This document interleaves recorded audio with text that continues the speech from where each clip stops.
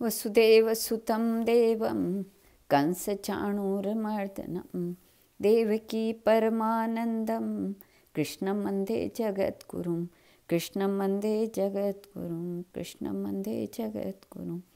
युधिष्ठिर ने पूछा, मधुसूदन कृपा करके मुझे ये बताइए कि आश्विन के कृष्ण पक्ष में कौन सी एकादशी होती है। भगवान श्री कृष्ण बोले, राजन, आश्विन कृष्ण पक्ष में इंदिरा नाम की एकादशी होती है।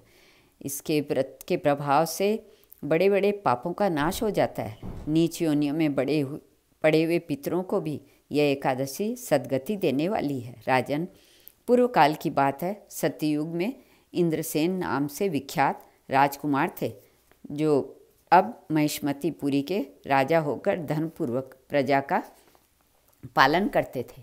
उनका यश सब और फैल चुका था। राजा इंद्रसेन भगवान विष्णु की भक्ति में तत्पर हो गोविंद के मोक्षदायक नामों का जप करते हुए समय व्यतीत करते थे और विधिपूर्वक अध्यात्म तत्व के चिंतन में संलग्न रहते थे। एक दिन राजा राजसभा में सुखपूर्वक बैठे हुए थे। इतने ही में देवर्षि नारद आकाश से उतरकर वहां आ पहुँचे। उन्हें आया देख राजा हाथ जोड़कर खड़े हो गए और विधिपूर्वक पूजन करके उन्हें आसन पर बिठाया। इसके बाद वे इस प्रकार बोले, मुनिश्रेष्ठ, आपकी कृपा से मेरी सर्वथा कुशल है। आज आपके दर्शन से मेरी संपूर्ण यज्ञ क्रियाएं सफल हो गई। देवर्षि, अपने आगमन का कारण बतलाकर मुझ पर कृपा करें। नारद जी ने कहा, नृपश्रेष्ठ, सुनो, मेरी बात तुम्हें आश्चर्य में डालने वाली है। मैं ब्रह्मलोक के यमलोक में गया था, वहाँ से आया था। वहाँ एक श्रेष्ठ आसन पर बैठा और यमराज ने मेरी भक्तिपूर्वक पूजा की। उस समय यमराज ने सभा में मैंने तुम्हारे पिता को भी देखा। वे व्रत भंग के दोष से वहाँ आए थे। राजन, उन्होंने तुमसे कहने के लिए एक संदेश दिया है, उसे सुनो। उन्होंने कहा है, बेटा, मुझे इंदिरा के व्रत का पुण्य देकर स्वर्ग में भेजो। उनका यह संदेश लेकर मैं तुम्हारे पास आया हूँ। राजन, अपने पिता को स्वर्गलोक की प्राप्ति कराने के लिए इंदिरा का व्रत करो। राजा ने पूछा, भगवान, कृपा करके इंदिरा का व्रत बतलाइए। किस पक्ष में, किस तिथि को और किस विधि से इसका व्रत करना चाहिए। नारद जी ने कहा, राजेंद्र, सुनो, मैं तुम्हें इस व्रत की शुभ कारक विधि बतलाता हूँ।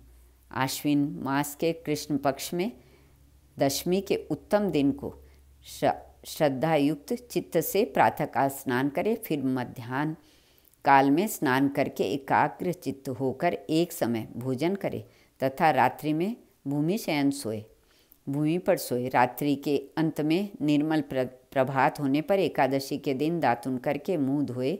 इसके बाद भक्ति भाव से निम्नांकित मंत्र पढ़ते हुए उपवास का नियम ग्रहण करें। कमल नयन भगवान नारायण, आज मैं सब भोगों से अलग हो निराहार रहकर कल भोजन करूँगा। अच्युत, आप मुझे शरण दें। इस प्रकार नियम करके मध्याह्न काल में पितरों की प्रसन्नता के लिए शालग्राम शिला के सम्मुख विधिपूर्वक श्राद्ध करे तथा दक्षिणा से ब्राह्मणों का सत्कार करके उन्हें भोजन करवावे। पितरों को दिए हुए अन्नमय पिंड को सूंघकर विद्वान पुरुष गाय को खिला दे। फिर धूप और गंध आदि से भगवान ऋषिकेश का पूजन करके रात्रि में उनके समीप जागरण करे। तत्पश्चात सवेरा होने पर द्वादशी के दिन पुनः भक्तिपूर्वक श्रीहरि की पूजा करे। इसके बाद ब्राह्मणों को भोजन कराकर भाई बंधु नाती और पुत्र आदि के साथ स्वयं मौन होकर भोजन करे। राजन, इस विधि से आलस्य रहित होकर तुम इंदिरा का व्रत करो। इससे तुम्हारे पितर भगवान विष्णु के वैकुंठ धाम में चले जाएंगे। भगवान श्री कृष्ण कहते हैं, राजन, राजा इंद्रसेन से ऐसा कहकर देवर्षि नारद अंतर्ध्यान हो गए। राजा ने उनकी बताई हुई विधि से अंतःपुर की रानियों, पुत्रों और भृत्यों सहित उस उत्तम व्रत का अनुष्ठान किया। कुंती नंदन, व्रत पूर्ण होने पर आकाश से फूलों की वर्षा होने लगी। इंद्रसेन के पिता गरुड़ पर आरूढ़ होकर श्री विष्णु धाम को चले गए और राजर्षि इंद्रसेन भी अकंटक राज्य का उपभोग करके अपने पुत्रों को राज्य पर बिठाकर स्वयं स्वर्गलोक को गए। इस प्रकार मैंने तुम्हारे सामने इंदिरा व्रत के महात्म का वर्णन किया है। इसको पढ़ने और सुनने से मनुष्य सब पापों से मुक्त हो जाता है।